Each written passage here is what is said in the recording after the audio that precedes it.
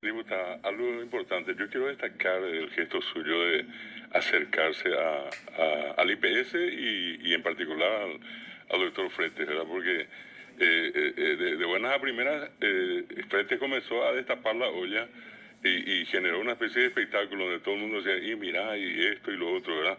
Pero quedar solamente como espectadores creo que no es lo correcto, ¿verdad?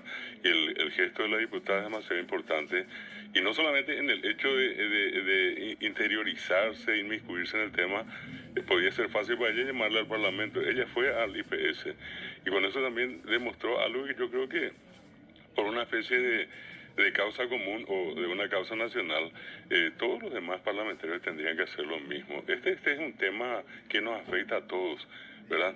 Todos aportamos para el IPS, ¿verdad?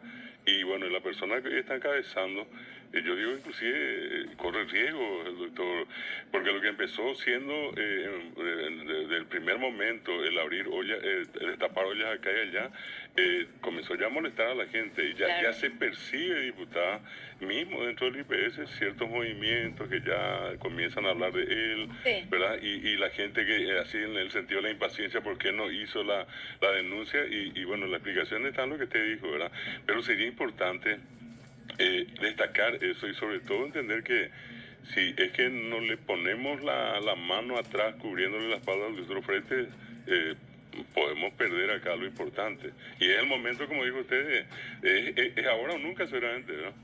Yo considero que es ahora o nunca. Yo no sé si va a venir otra persona con las agallas del doctor Frete, ¿verdad? Como él dice, yo, Rocío, tengo mi trayectoria, tengo mi carrera, es una persona que de hecho forma parte de esa promo 83, que es la que los médicos que van a hacer ayuda social por todo el país, es decir, mucho antes de esto.